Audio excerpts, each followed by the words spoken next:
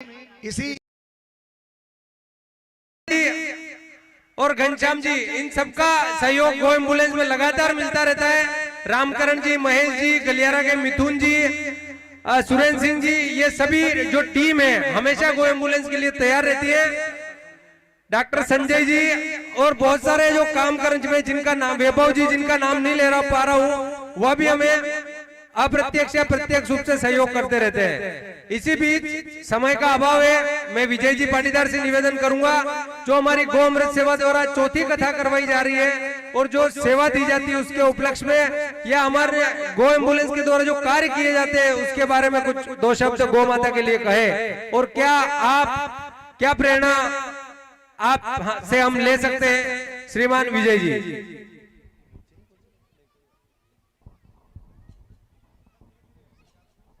गुरुर ब्रह्मा गुरुर्विष्णु गुरुर्देवो महेश्वर गुरु साक्षात परब्रह्म तस्मै श्री गुरुवे नमः। सांवरिया सेठ के चरणों में नमन करता हूँ। व्यासपीठ पर आसीन श्रद्धेय गुरु जी श्री विष्णु नारायण गुरु साक्षात परब्रह्म तस्मै श्री गुरुवे नमः। सांवरिया सेठ के चरणों में नमन करता हूँ। व्यासपीठ पर आसीन श्रद्धेय गुरु जी श्री विष्णु नारायण जी के चरणों में नमन करता हूँ। इस भागवत कथा के पंडाल में सभी उपस्थित वरिष्ठ जन, माताएं, बहनें, आपके चरणों में नमन करता हूं। युवा साथियों का इस कथा के प्रांगण में हार्दिक स्वागत, वंदन और अभिनंदन करता हूं। वैसे तो डॉक्टर साहब मैं इस मंच से कभी बोलता नहीं हूं, मैं नीचे से ही गुरुदेव बोलना पसंद करता हूं, लेकिन ये माइक की केबल जरा छोटी पड़ गई तो यहीं से कहना पड़ रहा है।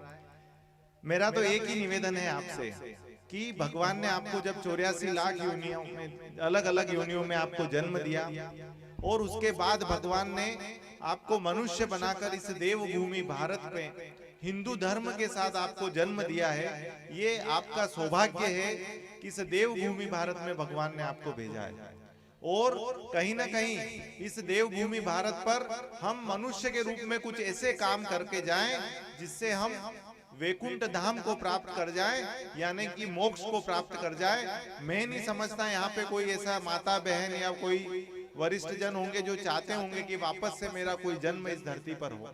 सभी के मन में इच्छा है कि इस धरती पर मनुष्य के रूप में कुछ ऐसा काम कर जाऊं कि भगवान मुझे अपने श्री चरणों में बुला लें और फिर कभी इस धरती लोक पर मुझे नहीं आना पड़े। ये सभी की यहाँ पर इस कथा के प्रांगण में जो भी विराजे है सभी की इच्छा हो। लेकिन जरा आप सोचिए कि इस मनुष्य जीवन में मैं क्या काम करूं कि मुझे वैकुंठ धाम की प्राप्ति हो। उसमें एक सबसे महत्वपूर्ण अगर काम है तो वो काम है गो सेवा का काम, जो हमारी गो अमृत सेवा समिति हांडियाबाग गौशाला सीतामू के माध्यम से हो रहा है। मैं यहाँ से कोई बात कह रहा हूं यानी कोई अतिशयोक्ति नहीं है। मैं समझता हूं कि कहीं ना कहीं मेरे पूर्व जन्म में गुरुदेव बहुत अच्छे काम मैंने किए होंगे, तब मेरे श्री लाला भाई जाट और अर्जुन जी पाटीदार जैसे मित्र बने।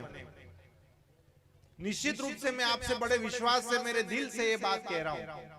आज हम देख रहे हैं गुरुदेव, मैं ज्यादा कुछ न कहते हुए केवल एक छोटा सा उदाहरण दूंगा कि आज से 1.5 महीने पहले सीतामू सुवासरा तहसील के ग्राम काटिया में नई शासकीय गौशाला का लोकार्पण हुआ।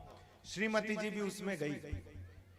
लोकार्पण होने के 3 दिन बाद हमारे पास में एक धामनिया के सरपंच साहब, उनका फोन आया कि बोले साहब ये काटिया में जो गौशाला का भूमि लोकार्पण हुआ है ना, हम 35 गाय लेके यहाँ खड़े हैं, पर यहाँ के काटिया के सरपंच साहब हमारी गायें यहाँ नहीं रख रहे। तो मैंने काटिया वाले सरपंच साहब को फोन लगाया, मैंने कहा क्यों, गौ माता की सेवा करने का आपको अवसर मिला है, करो ना भैया। तो कहते कि बोले डॉक्टर साहब जिस दिन लोकार्पण हुआ उस दिन 65 गायें तो उसी दिन आ गई, और सबके मोहरे ने मेहंदी लगी हुई, मतलब कि करसाण के घर की गायें आएगी। कतरी 65 गायें तो घर थी जाएगी ने 35 गायें भी दो दिन में आसपास की आ गई, तो 100 गायों की हमारी क्षमता पूरी हो गई। अब एक धामनिया वाले सरपंच साहब 35 गायें और लेके खड़े, इन गायों को कहाँ रखूंगा। तो जरा आप दिल पे हाथ रख के एक बार विचार करिएगा। आज तो आपके पास बंगला है, गाड़ी है, मोटरसाइकिल है, पक्का मकान है, आप आपके जीवन में खुश हैं, लेकिन जरा 20-25 साल पहले जाइए जब आपके खेती के लिए ट्रैक्टर भी नहीं था और कई थी बामन धाक था, बल्लिया थी हामन धाक था। और उस समय भैंसों में से भी इतनी नहीं हुआ करती थी। गौ माता का दूध पीते थे, उस गौ माता के दूध से बना घी खाते थे, शरीर भी तंदुरुस्त था और खेती भी बढ़िया चल रही थी। आज आपने जो मकान बनाया, जो गाड़ी घोड़े लेके आए हैं, कहीं ना कहीं वो गौ माता का आशीर्वाद है कि आज आप इस स्थान पे हैं। लेकिन आज गौ माता की क्या स्थिति है? एक समय था कि गौ माता घर पे रहती थी और घर के ऊपर आशीर्वाद का हाथ रखती थी गौ माता। आज वो गौ माता तो घर से बाहर चली गई और घर हमारा बंगला बन गया, उसमें गाड़ी घोड़े सब आ गए। लेकिन जिस गौ माता के आशीर्वाद से आपके घर जो है वो बंगला बना है, जो साइकिल से आप 4 पहिया वाहन तक चले गए, वो गौ माता आज किसानों के घर से सड़क पे आ गई। गुरुजी ने कहा कि पत्थर मार मार के भगा रहे। क्या हम कल्पना कर लेंगे कि ऐसा जीवन जी के हम वैकुंठ धाम को चले जाएंगे क्या? दिल पे हाथ रख के सोचिए। आज यहाँ जितने भी है सब किसान परिवार के बैठे हैं। क्या हमारी एक क्षमता नहीं है कि हम केवल एक गाय पाल लें? क्या एक गाय पालने इतना भी चारा हमारे खेतों में नहीं उगता है क्या? लेकिन वास्तविकता ये है कि इस मोबाइल की दुनिया ने हमको आलसी बना दिया है और हम एक गौ माता का भी पालन करना यानी कि स्वयं पे बोझ समझते हैं, इसलिए आज गौ माता की ये स्थिति है। लेकिन कल्पना करिए कि जब गौ माता आपको आपकी टापरी से आपके बंगले तक पहुंचा सकती है, तो उन गौ माता का श्राप मत लो, नहीं तो बंगले से फिर टापरी में आने में समय नहीं लगेगा। तो मैं आपसे बहुत ज्यादा कुछ न कहते हुए, जिस गौ माता में 33 कोटि देवता विराजते हैं, आज यहाँ से आप संकल्प लीजिए कि हम एक गौ माता का पालन अवश्य करेंगे। और आज हम बड़े भाग्यशाली हैं कि गौ अमृत सेवा समिति के देख रेख में हमारे क्षेत्र में गौ माताओं को बचाने के लिए काम हो रहा है। मुझे लगता है प्रदेश की पहली गो एम्बुलेंस हमारी गो अमृत सेवा समिति ने शुरू करी थी और आज पूरे प्रदेश में मुझे लगता है कि जो 1962 जो निशुल्क वाहन जो पशु चिकित्सा का जो होता है, वो इस पूरी प्रदेश की सरकार ने इस सितामू की गो अमृत सेवा समिति से प्रेरणा लेकर वो वाहन सेवा शुरू की है। कैसे एक वाहन के माध्यम से हम पशुओं की, गौ माताओं की सेवा कर सकते हैं, ये काम अगर करके दिखाया है तो हमारी गो अमृत सेवा समिति ने करके दिखाया है, जो जिले नहीं पूरे प्रदेश में और पूरे देश में नजीर बना है।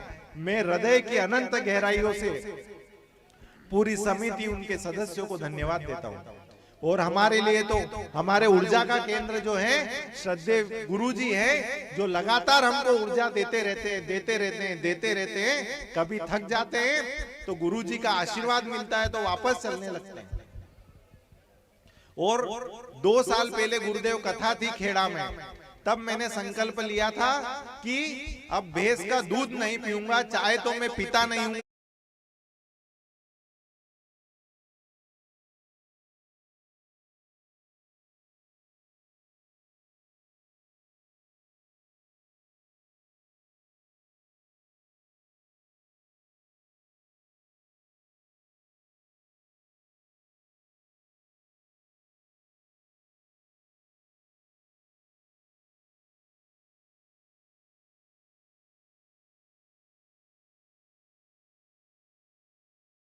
शुरू से ही दादाजी ने चाय छुड़वा दी थी, लेकिन गौ माता का ही दूध पीऊंगा।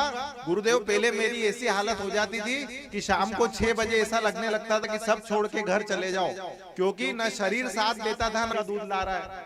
लेकिन जब से गौ माता के दूध का संकल्प मैंने लिया है, अब रात को 11 भी बजे तो कभी शरीर में थकान महसूस नहीं होती। ये जो असर है, ये जो आशीर्वाद है, ये गौ माता के दूध का आशीर्वाद है। आज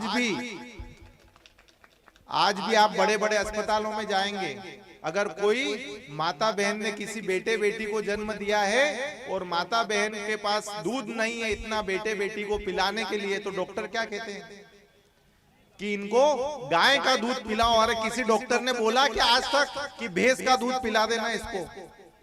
अरे कोई हो तो बताओ जिसको अस्पताल से डॉक्टर ने बोला हो कि वहां माँ का दूध नहीं मिल रहा हो तो इसको भैंस का पिला देना। क्या बोलते हैं डॉक्टर? गाय का दूध पिलाना, क्योंकि डॉक्टर को भी पता है कि गाय के दूध में जो गुण है वो दुनिया के किसी भी पदार्थ में वो गुण नहीं है जो गाय के दूध में है। तो मेरा आपसे यही निवेदन है कि गौशाला गौ माताओं के लिए जगह नहीं है, गौ माताओं का अधिकार है आपके बंगले पे, आपके घर पे। इसलिए गुरुदेव के सामने जब भी कथा की पूर्णाहुति हो, यहाँ व्यासपीठ पर संकल्प लेके जाइएगा कि मैं एक गौ माता का पालन अवश्य करूंगा। आपने मुझे बुलाया, इतना सम्मानित किया, मैं हृदय से आपका बहुत बहुत धन्यवाद करता हूँ। बोलिए सांवरिया सेठ की बहुत बहुत धन्यवाद।